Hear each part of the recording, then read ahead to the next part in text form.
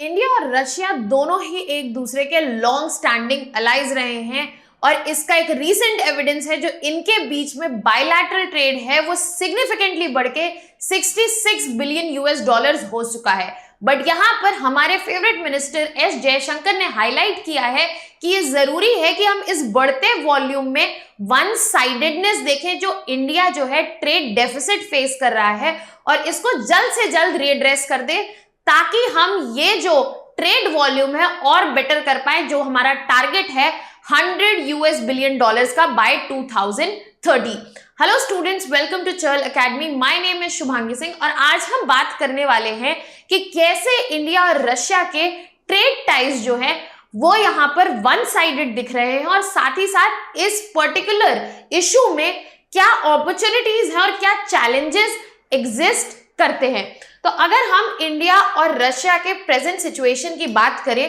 तो यहाँ पे जो बायलैटरल ट्रेड है उसका वॉल्यूम है 66 बिलियन यूएस डॉलर्स और ये एक्सपेक्टेड है कि बहुत आराम से 100 बिलियन डॉलर्स का जो गोल है बायलैटरल ट्रेड का इंडिया और रशिया के बीच में वो फुलफिल हो जाएगा बाय 2030। बट इस पूरे सिनेरियो में एक लूप होल है, वो ये है कि ये जो बायलैटरल ट्रेड है इसमें इंडिया जो है उसको बहुत फायदा नहीं हो रहा है। इंडिया जो है ट्रेड डेफिसिट में है। तो यहाँ पे हमारे फॉरेन मिनिस्टर एस जयशंकर ने हाईलाइट किया है कि जरूरत है कि ये जो वन साइडेडनेस देखने को मिल रही है इस ट्रेड पार्टनरशिप में इसको एड्रेस किया जाए, इनमें से जो अपॉर्चुनिटीज है उनको यूज किया जाए और चैलेंजेस जो है उनको एड्रेस करके इसे एक सक्सेसफुल पार्टनरशिप बनाया जाए। अब अगर हम बात करें इस पर्टिकुलर न्यूज की तो ये हाईलाइट में इसलिए आया क्योंकि यहाँ पर external affairs minister S Jaishankar ने यहाँ पर क्लियरली हाईलाइट किया कि क्या चैलेंजेस और क्या अपॉर्चुनिटीज एग्जिस्ट करती हैं इस पार्टनरशिप को एनहांस करने में और साथ ही साथ कैसे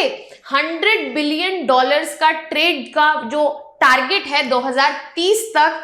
इस एड्रेसल से अचीव हो सकता है। अब अगर हम इंडिया रशिया के रिलेशंस की बात करें तो ये दोनों ही एक दूसरे के लॉन्ग स्टैंडिंग अलाइज रहे हैं, टाइम टेस्टेड पार्टनर्स रहे हैं और इंडिया रशिया के जो रिलेशंस हैं वो की पिलर है इंडिया के फॉरेन पॉलिसी के।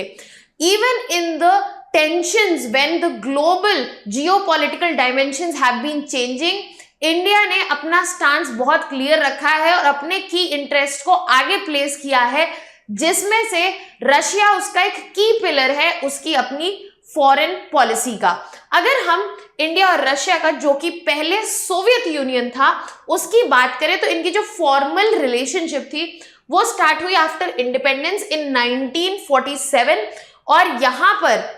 जब इंडिपेंडेंस के बाद ये स्ट्रैटेजिक पार्टनरशिप डिक्लेयर हुई तब से ये रिलेशनशिप जो है वो इवॉल्व हुआ है। ऐसा नहीं है कि यहाँ पर हर वक्त एक पॉजिटिव कोनोटेशन मेंटेन हुआ है, यहाँ पर टेंशंस के टाइम भी रहे हैं but overall they have been long standing allies of each other, India and Russia both. अब इस सिचुएशन में जहां पर ये ट्रेड डेफिसिट, जहां पर ट्रेड वॉल्यूम 66 बिलियन डॉलर्स का है, जो ट्रेड डेफिसिट है वो इंडिया फेस कर रहा है। अब बात इसमें यह है कि इसमें चैलेंजेस क्या एसोसिएटेड है। तो ऑब्वियसली सबसे पहले बड़ा चैलेंज जो हो जाएगा वो ये है कि यहाँ पे जो ट्रेड रिलेशनशिप है वो एक तरफा है क्योंकि ट्रेड डेफिसिट जो है वो इंडिया को बियर करना पड़ रहा है। इस रिलेशनशिप को, इस ट्रेड रिलेशनशिप को ऐसे इवॉल्व करना पड़ेगा ताकि जो इकोनॉमिक एक्सचेंज है वो इक्विटेबल हो और एक कंट्री यहाँ पर ज्यादा सफर ना करे या फिर एक कंट्री ज्यादा बेनिफिट ना ले। इसके अलावा नॉन टैरिफ बैरियर्स जो है, रेगुलेटरी बैरियर्स जैसे कि कस्टम प्रोसीजर हो गए और रिस्ट्रिक्टिव ट्रेड रेगुलेशन हो गए, उनकी वजह से flow of goods and services जो है हिंडर हो रहा है दोनों कंट्रीज से। तो अगर हम इन नॉन टैरिफ बैरियर्स को बेटर एड्रेस कर पाए तो ये जो ट्रेड वॉल्यूम है ये फर्दर बेटर हो सकता है और इम्बैलेंस को भी एड्रेस कर सकता है। उसके अलावा बैंकिंग और payment issues because of Russia Ukraine war, क्योंकि रशिया को स्विफ्ट बैंकिंग सिस्टम से हटा दिया गया है, बहुत ज्यादा थर्ड पार्टी का एंगेजमेंट इन्वॉल्व है इन पेमेंट एंड इस वजह से प्रॉपर फाइनेंशियल ट्रांजैक्शन जो है वो कॉम्प्लिकेट हो गए हैं। जरूरत यहाँ पे ये है कि इन प्रोसेसेस को ईज किया जाए, सिंप्लीफाई किया जाए, ताकि यहाँ पर जो ट्रेड है वो फैसिलिटेटेड रहे और इसका वॉल्यूम जो है बढ़ सके।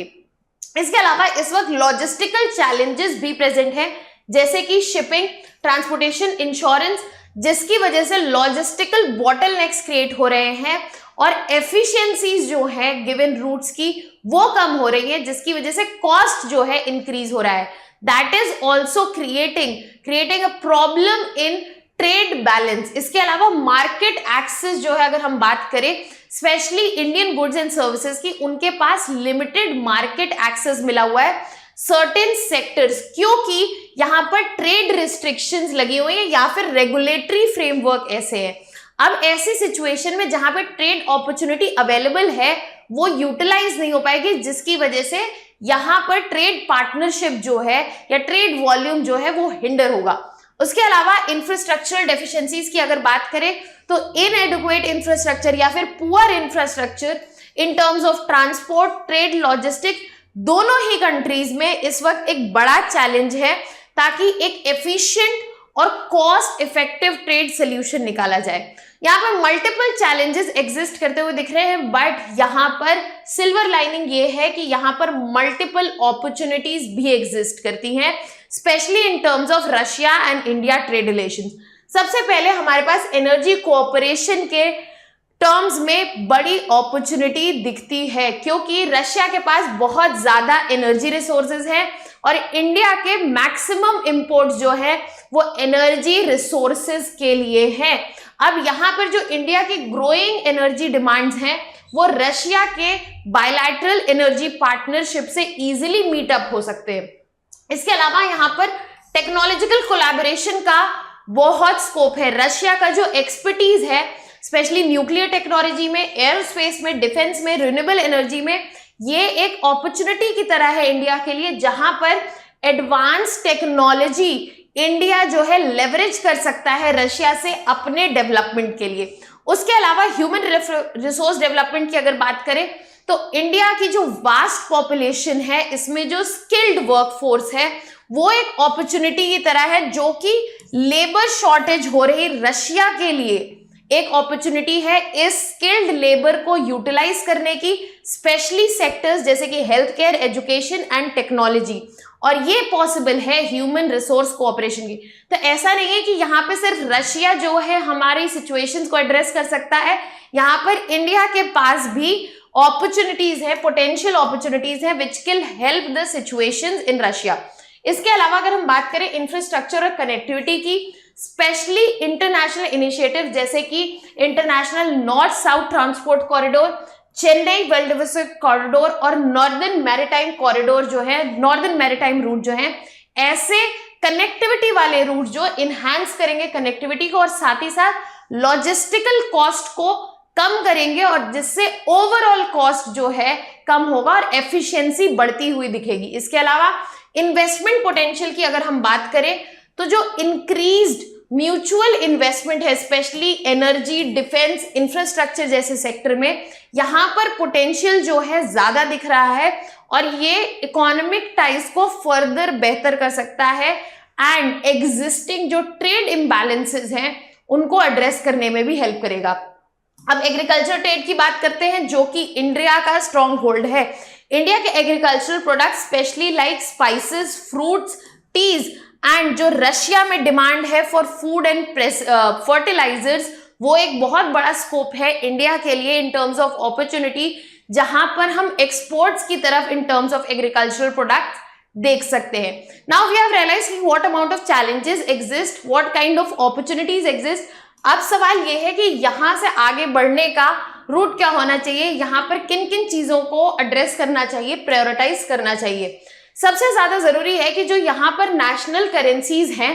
ट्रेड उनमें हो, ताकि जो इंडिविजुअल कंट्रीज एसोसिएटेड है उनकी करेंसी, उसका यूसेज जो है एक्सपैंड हो, चाहे वो रुपी हो या फिर रुबेल हो, उसका जो यूसेज है वो एक्सपैंड हो, ताकि यहाँ पर बैंकिंग और पेमेंट इशू जो है वो एलिमिनेट हो जाए और फाइनेंशियल ऑटोनॉमी जो है दोनों ही कंट्रीज की बनी रहे। इसके अलावा जो नॉन टैरिफ बैरियर्स हैं जिनकी वजह से एक चैलेंज पोज हो रहा है, उनको एड्रेस करने की जरूरत है, उन प्रोसीजर्स को सिंप्लीफाई करने की जरूरत है। साथ ही साथ कनेक्टिविटी और इंफ्रास्ट्रक्चर, बड़े बड़े प्रोजेक्ट चाहे इंटरनेशनल नॉर्थ साउथ कॉरिडोर हो, नॉर्दर्न मैरीटाइम कॉरिडोर हो, इनसे कनेक्टिविटी इनहैंस करने की जरूरत है ताकि लॉजिस्टिक्स और ट्रेड फ्लो जो है इंप्रूव हो और साथ ही साथ इंक्रीज हो। इसके अलावा इन्वेस्टमेंट्स के और एवेन्यूज और ट्रेड पार्टनरशिप जो है उनको बढ़ाने की जरूरत है। जो भी बायलैटरल इन्वेस्टमेंट ट्रीटीज चल रही हैं उनकी नेगोशिएशंस को फास्टन अप करने की जरूरत है, एक्सेलरेट करने की जरूरत है ताकि एक क्लैरिटी मिले और एक एनवायरनमेंट क्रिएट हो सके म्यूचुअल इन्वेस्टमेंट्स का इन दोनों ही कंट्री में। इसके अलावा deepen energy and technological cooperation, जो एनर्जी और टेक्नोलॉजिकल कोऑपरेशन है उसे इनहैंस करने की जरूरत है। जहां पर हम बात कर रहे हैं specially energy sector, oil, gas, nuclear and renewables, और टेक्नोलॉजी सेक्टर जैसे कि यहां पर आईटी एंड इंफ्रास्ट्रक्चर, ताकि यहां पर इकोनॉमिक टाइज के लिए हमें म्यूचुअल प्लेसेस मिले जहां पर अपॉर्चुनिटीज दोनों ही कंट्रीज के लिए एग्जिस्ट करती हैं। आखिर में है फोकस ऑन ह्यूमन रिसोर्स, क्योंकि यहां अगर हम स्किल डेवलपमेंट फैसिलिटेट करेंगे तो Indian human resource can be utilised for the labour shortage that is happening in Russia. तो यहां पर दोनों ही कंट्रीज के अपॉर्चुनिटीज और चैलेंजेस कंसिडर करते हुए हमें एक मिडिल वे फॉरवर्ड निकालना है, जहां पर ये जो ट्रेड बैलेंस जो है, जो कि वन साइडेड है, एक तरफा है, इंडिया के फेवर में नहीं है, वो इंडिया के फेवर में आए, साथ ही साथ ये ट्रेड वॉल्यूम जो है वो बढ़ता जाए और हम अचीव कर पाए $100 बिलियन का target by 2030. Now we have a mains practice question for you. India-Russia bilateral trade has shown significant potential, but it is marred by challenges such as trade imbalance, non-tariff barriers, logistical inefficiencies. तो यहाँ पर जो question है वो है कि यहाँ पर जो पोटेंशियल है उसमें चैलेंजेस एग्जिस्ट कर रहे हैं। अब यहाँ पे सेकंड पार्ट में बोला गया discuss the opportunities for enhancing trade between two countries and the way forward to address existing situation for a more balanced economic partnership. I hope you have understood the question and the dimensions we have done in the topic. इसका जो answer है आप comment section में भेज सकते हैं. If you have any doubts, you can put it down in the comment section. For more such videos and content related information, please subscribe to our YouTube channel. That would be all from my side. Thank you so much.